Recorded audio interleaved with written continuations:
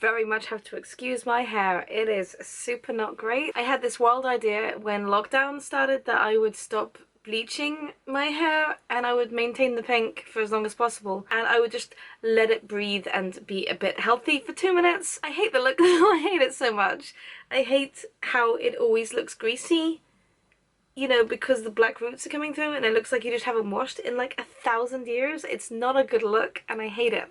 I actually hate my natural colour so much. Like, my mum has always said that you suit your natural colour, like the colour you're born with is kind of what you're meant to have, and I've got the blue eyes and I should go with the dark hair, but I think it looks really gross. I think I look really washed out. I just do not suit it. I haven't been my natural colour since I was about, gosh, 14 or something. I've been dyeing my hair reddy brown, mahogany brown, gingery brown, orange, all sorts of colours until I went this. So I'm kind of dealing with this right now. I'm very not a fan, but my options at the moment are to bleach again, which I don't want to do until lockdown is over, or go dark, and I don't want to do that ever. So I've just let it go. Let it go. Let it go.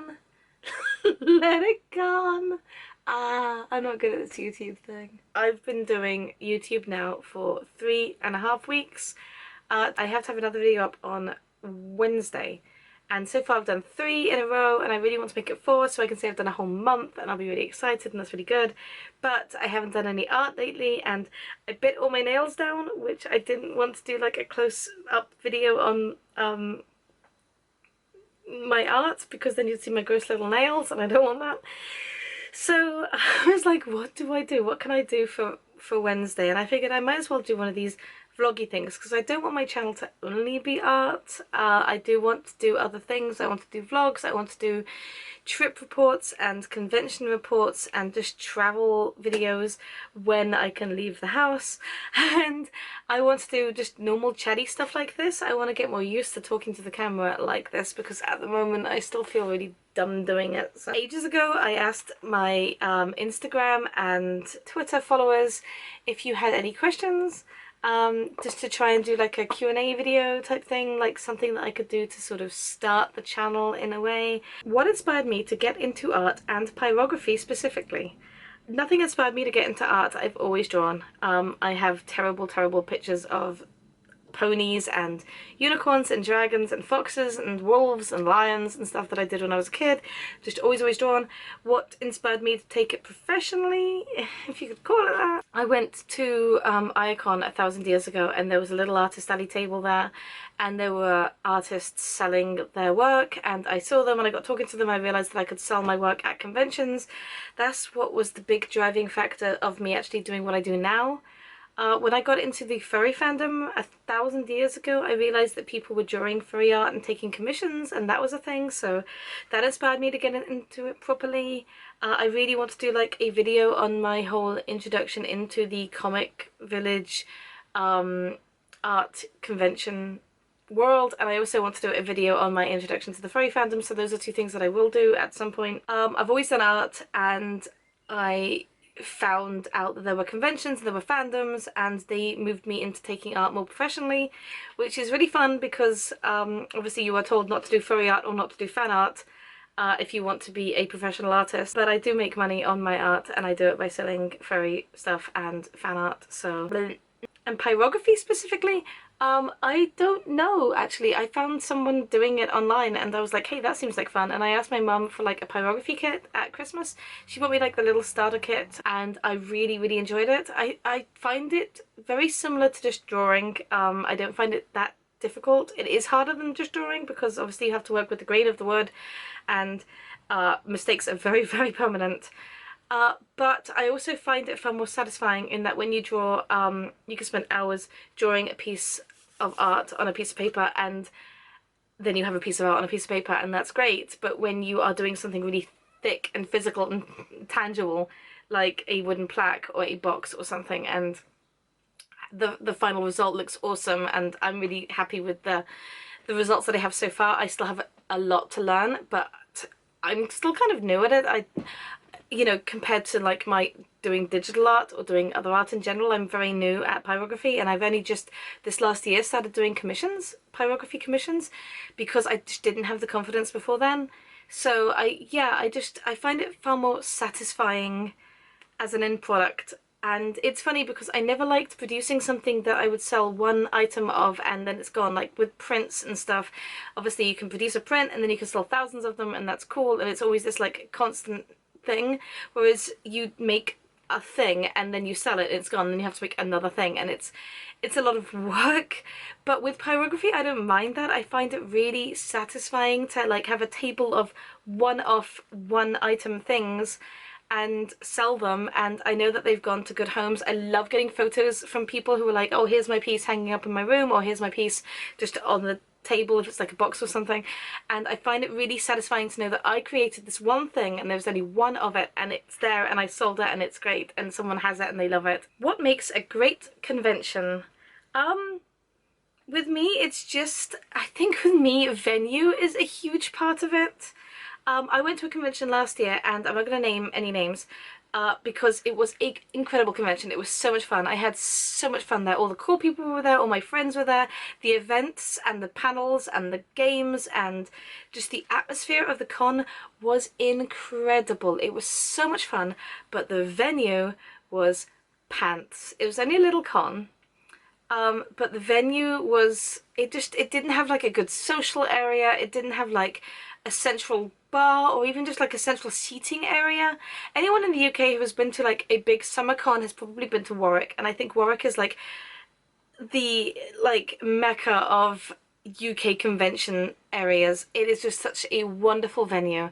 It is a university campus that gets taken over by weebs for like a weekend, and the panels are held in like different either workshopy type rooms. If they're a panel that's very physical, you've got a good room that has the access of that, or they are in auditoriums, so they're really good for like actually screening things and that. There's a huge dancey area that's really good for the bigger things like the ball or just the parties at night. There's really good food options. There's a really good pub there. There's so much going on, and in the center of it all is this like amphitheater of seating where people just hang out. If the weather's nice, they hang out through the day. In the evening, at night time, the parties, people will spill out into this area and they will just hang out and they will just play games, or you know, it's just such a lovely atmosphere, and it is all because of the venue. Any con that goes there, it will be so much more of a success because of the venue, and I think the venue is such an important part of a con.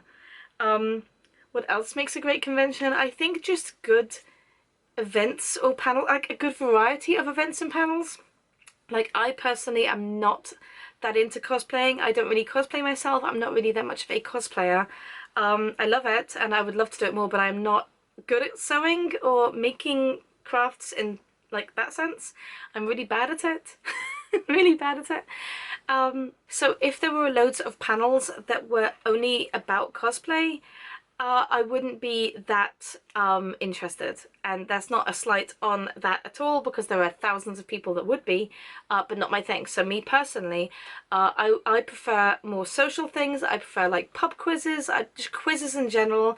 HabanaCon last year had so many quizzes. It was like QuizCon, and it was so much fun. I love a good quiz. I love a good pub quiz. I think more social things like that, and just a variety in general. I will go to a panel about something that I'm not interested in at all if I know the guy running it has a history of doing good panels, and also if they've got a good spin on it. Like I've been to panels about like fight scenes, and I'm not particularly into shonen anime. I watch like My Hero, I guess, but I'm not into that. I'm not into like boy anime or fighting stuff, and they did a whole like there's a series in the UK called like Hell in the Cell that's in a bunch of like UK cons, and it is so freaking good. It is so good, and it's not necessarily something I would want to watch because it's not the stuff that I'm into when I choose to watch an anime, but the guy who runs it is fantastic, and the panel in general is really good, and it's really informative, and it's just fun. And I think generally, yeah, as long as the con has got good variety, as long as the venue is good, I'm pretty down for it. And the food. The food has to be good too. I went to a convention a number of years ago, and it was at a venue, and I'm not going to name the venue or the convention, but it was dire. It was so bad. The con itself, it was good. I don't have any problems with the con. Like, the venue was horrendous. There was no central point. You had to walk like a good 10-15 minutes between panels or things. It was very spread out. It was in the middle of nowhere, which, yes, Warwick is. This obviously isn't about Warwick. But it also had no good food options. It had no good catering at all from what I remember. I think there was like a pizza place, maybe. There was no shop, there was no bar, there was no pub.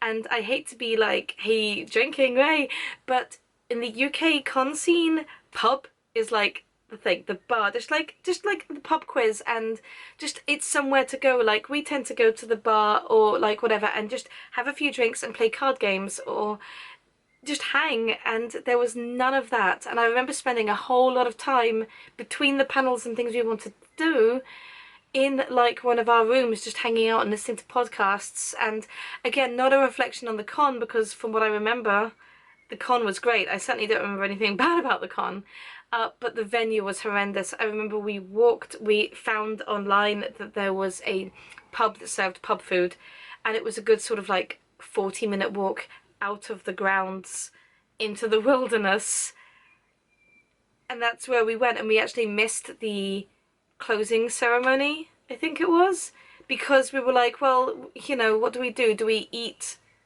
nothing or do we get food? And just, yeah, so we did that, and it was just a shame. So very TLDR venue, good variety in panels and things like that, but the venue is so freaking important. And I know, having organised cons in the past myself, I know how difficult it is to get a venue that crosses every box. But it is so important. The location, the things that it has, and the central community, like, do you love traveling? Yeah, I do. I love traveling. I wish I did it more. I wish I did like the proper traditional traveling. I've been born and raised as somebody who doesn't do like package holidays. We're not a beachy holiday family. We are not into the package holidays. We don't do the sit around a hotel and a pool kind of thing. We never have done. That's never been our thing. Not to discredit that kind of holiday. It's not for me personally. I like to go to different countries and experience the country. Like, I'm big into food, as you can probably tell. I love food. So if I go to another country, I want to like eat their food. I want to experience their culture. In Japan, we went to like the Golden Guy, and we went to like the ditty little bars. I know they're very touristy, but it was still really cool.